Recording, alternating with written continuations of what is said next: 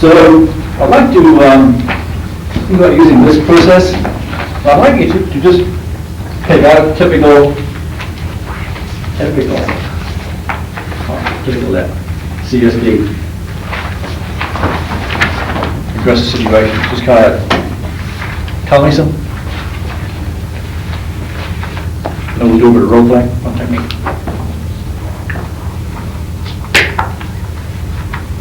Do you know what one you were describing? The truant graduate who was brilliant for 3 weeks and now he's worse than ever. I'd rather Graham and Mark didn't know about that. I'm happy to. No, Graham and Mark need not know anything about this next half hour's conversation. Right. And I don't want to. Use that situation, but just to give the scenario, this was somebody who has been on this course, and has also been in the second part of the course, and who I work very closely with indeed. But for the first 3 weeks that he came back from part 2 of the course, he was a changed individual. Quite definitely a changed individual. He's now worse aggressive-wise than he ever was prior to going on any course. So just describe the type of things you would do. I'd rather not do it in front of ladies. Sorry? Very abusive, walking away when he's getting answers to questions that he's asked for. You mean foul language, Graham? Yes.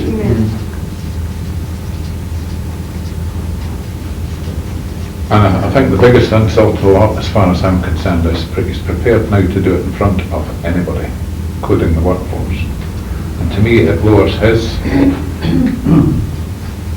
standing with the workforce. And I then walk away. Does he do this for you, or is it other people? No, he does it with other people, but perhaps not to the same extent as he does it with me. Is that because you're in daily contact? We're in hourly contact, or less. So anybody else you can go to about it? If your boss or? No, he's not my boss. He's the same grade as I am. But is your boss or? It's not. No, he's not my Not a boss. boss. He's a peer. He's not my boss, no. He's a peer. An equal point. He's an equal. Okay, right. He's a peer. Okay, I understand that. Got another typical scenario? Got any aggressive bosses? I think they've got a, sorry. Sorry, you go ahead. I've got a chap that works sort of at the same level. He's the head of the department as well, and I have the same problem. Right, okay. So we'll work through that one for you. Well, I have an aggressive workforce as well. Who have ground rules which have been laid Any for them. direct reports who are aggressive? No? Any bosses who are aggressive? And you could say that Bill's aggressive, but he's depends on the he only does it. He only is aggressive if things aren't going right. But he's not aggressive in the way. Well, so far, I don't know. Cheryl feels the same, but he's not aggressive in a way that upsets me. But he can upset quite well. Yeah, he can upset people. He hasn't upset me personally. I'm in exactly the same position. I mean, my boss is very aggressive, but he's not like that. He's like that with everybody and everything. He's like that outside because I know him outside. So it is the man rather than the function he's carrying out. It's not because he is a manager with Chivas Brothers that's aggressive. He is an aggressive individual, full stop. And I totally accept that. I'm quite prepared to go along with that. Great. Yeah.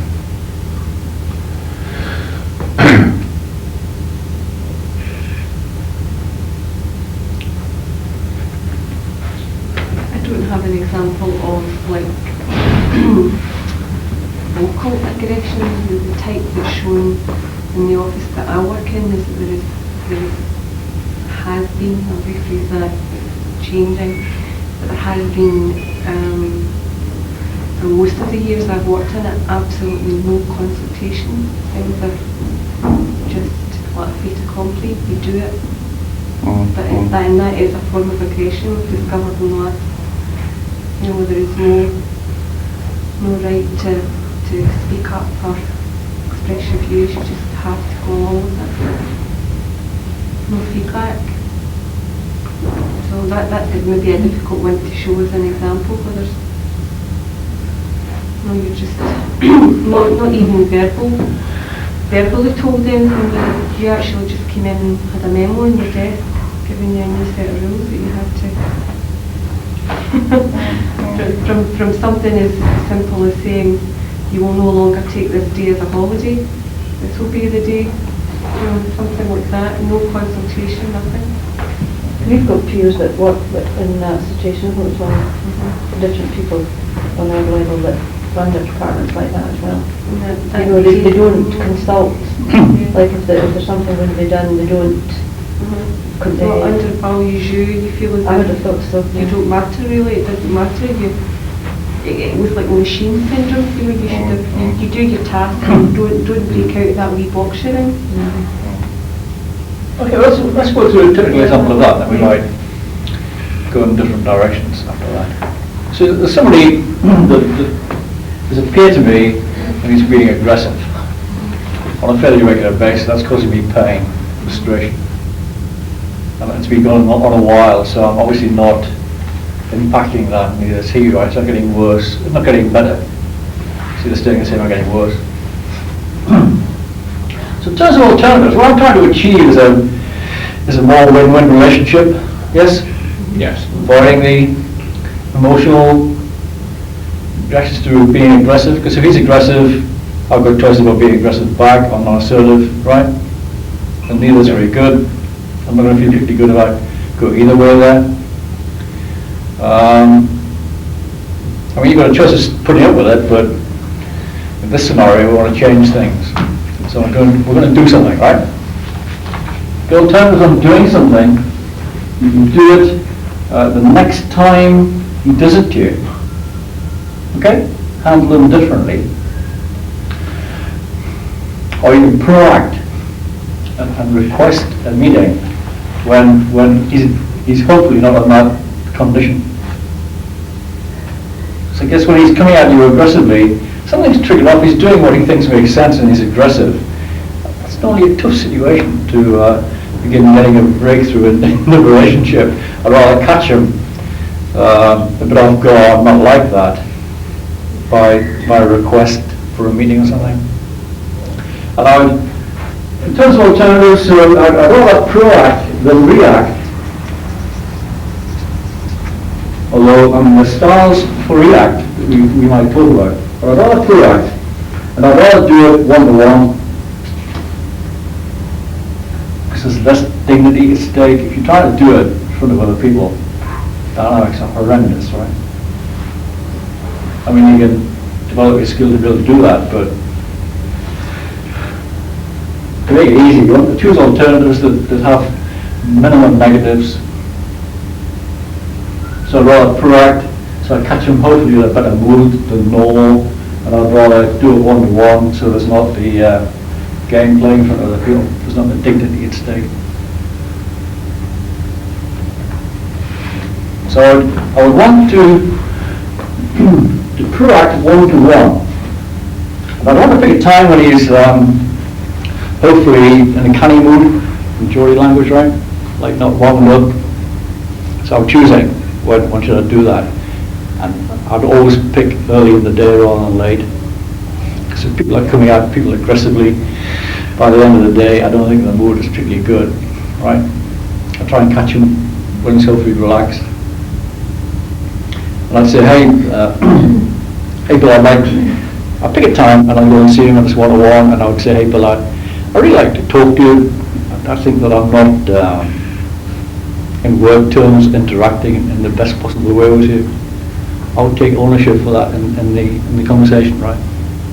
Not a conversation like, hey Bill, you're a real pain to work with. I need to talk to you to improve it. No, I'll talk from an ownership point of view.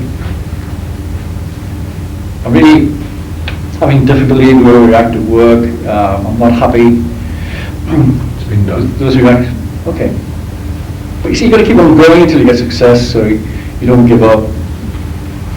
You might lose your hair like I did, but you'll get there eventually. So, He's lost this. ask him for a meeting. Then you got choices, right? About thinking beforehand. I'd really like us to talk about how we could work together, react to each other in a way which is more productive and less difficult. Because I'm feeling like not very happy about the way we're working together. Not very happy with interacting with you. So I'd really like to know what you'd like me to do differently. What am I doing? It's turning you on, turning you off. So give me some ideas around what would you like me to do differently, or what would you like me to do more of or less of, so that you find me a more effective person to work with, and I'll do the same. And you meet. You might have to meet a few times, but you're really into agreeing some ground rules in the relationship. Yeah. Might go little by little. And actually, in the meeting, I would want to find out everything that he's got. I'd give him the first say. I'd work hard at. See, only a certain moral. If you're being responsive to somebody, asking information, what would you like me to do differently or better? What am I doing that annoys you? What could I do to be more cooperative or whatever? I'm not giving anything up by understanding what he's saying. I'm just wanting to understand it. Most times people don't do that because they want to put their bit in. They want the conversation to reflect the relationship or blame that they're putting in the relationship. So I want to work hard at understanding his points of view, and then having got there, say, well, these are the sorts of things that I would like to happen differently between us. One being, when you shout at me or you're sarcastic or something, when you do it in front of other people, that really is painful for me. Doesn't hurt me. Hmm? Doesn't hurt. I just think it's infantile, immature. Mm. And I have to bite myself away from saying these things to them. But that to me is it's infantile, because I would expect that I wouldn't even expect it from a 16-year-old.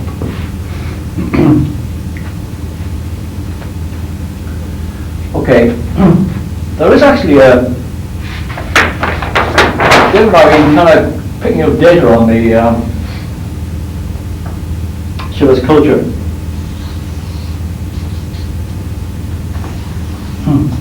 And if you've got, these can be individuals A and B, or it can be groups.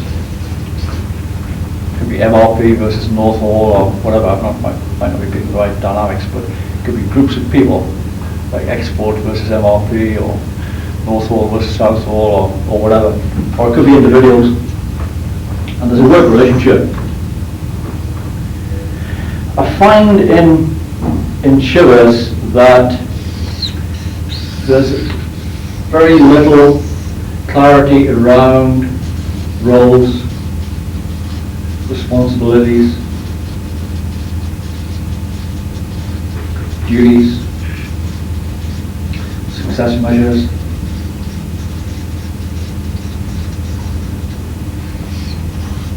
As an example, the same things on that side. As an example, what I'm used to is every individual having a role description which tells you your title, your purpose, the scope, who you work for, how you travel, train, and responsibilities, 5 responsibilities. There's a style of role description on the North Hall, the team leader role description. Has somebody showed you that yet? No? I don't remember seeing one, put it that way. So there's a problem happening. Okay. Is that not basically just what we've got, we've been governed by our PMP Key activities. key activities? We've got 5 key activities. No. No? I've got 5 responsibilities, which in the North Hall would be you're in charge of a team, total, be in charge of the performance of a team, you're in charge of its development,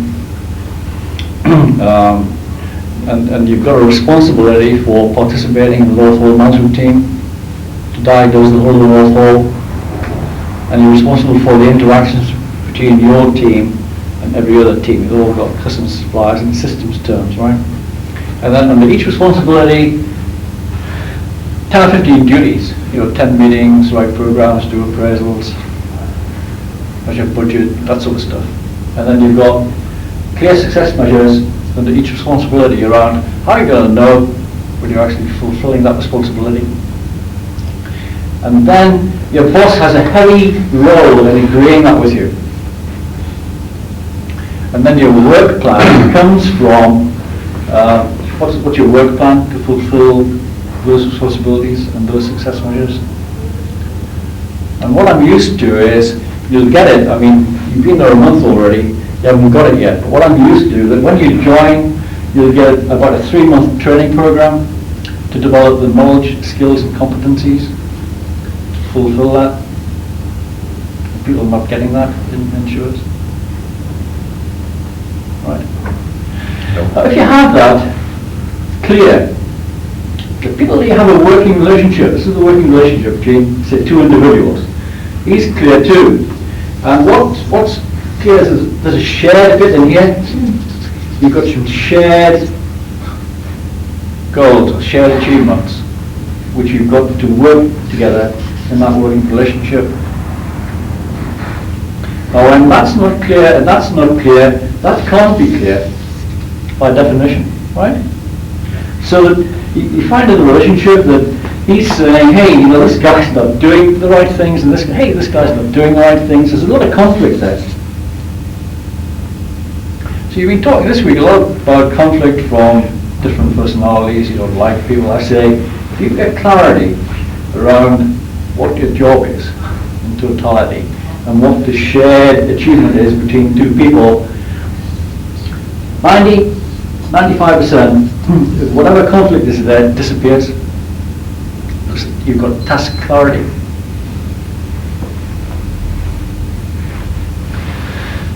We've probably got a handout on the expectations exchange.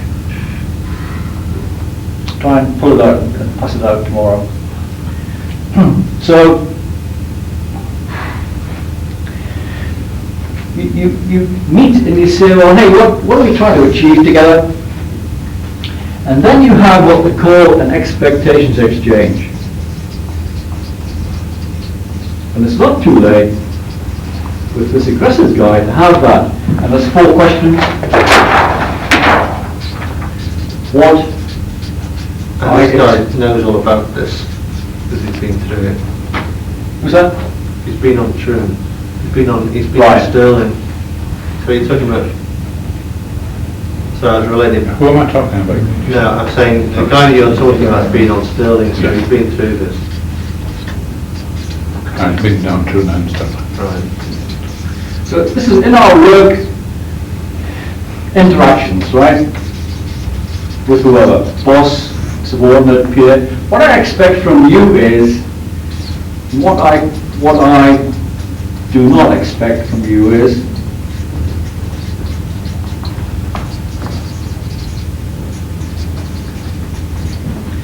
and what you should expect from me is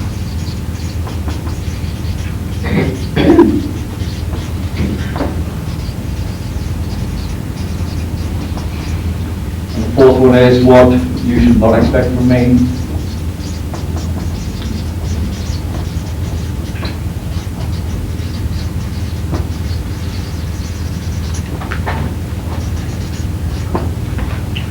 Alternative, apart from the scenario before was saying, hey, I'd like to meet you with Bill to kind of understand what difficulty you're having with the work interactions with me, and I'll try and share that with you. You can resolve it down that track. An alternative is to say, hey, I'm hearing about an expectations exchange that they're learning in IE2 from Stirling, and it seems quite useful to get an improved working relationship with less conflict. So what are I supposed to do? I have a shot at that, right? Couldn't do any harm. So I'd like you to write down over the next week what you expect from me is, what you do not expect from me is, what I should expect from you, what I shouldn't expect from you. And I'll do the same. And then we'll meet and we'll talk about that. Now there's a lot of stuff in there. I mean, I think about this guy and I'm thinking, I'm in that situation, right? Well, what I expect from you is clarity about what you're expecting in terms of achievement and timing, and quality or whatever it is.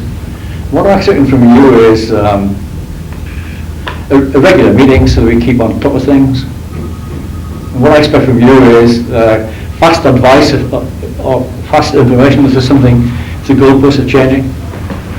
Constantly. What I don't expect from you is complaining to my boss before you complain to me, or mourning to somebody else before, right? I don't want any behind the scenes mourning. I want to know the bad news. What you should expect from me is similar behaviour to here, right? Really sensible about the communication, or want to kind of give you what you need, but don't expect miracles from me if you don't give me time. So you meet and you talk through that. Now, it's like saying, well, you know, you've got to agree the contract. You come away with an agreement. It's like a different way of talking about the ground rules. This ends up with ground rules in the relationship, like a code of behaviour. I expect to report on time. I want to know how I'm doing. I need notice. I need some positive feedback when things are going well. I need some constructive, negative feedback when you think things are going bad. What I don't expect from you is shouting at me from the subordinates. I mean, I've been through some tough situations with bosses, right? There's one boss I'm actually saying here, what I do not expect from you is drinking at lunchtime and showing up at my meetings with VIPs, half cut. Because you've done that, and it was really sad, right? Because you get yourself down in front of these other people, and I have a hard time handling that. So there's literally nothing you can't get in there except go like gently, don't blow them out of the water the first time. So that's a good fall away, and that's going to be, we've done it at Troon, we did it between David and I, as people running the course and the participants, right? Sterling.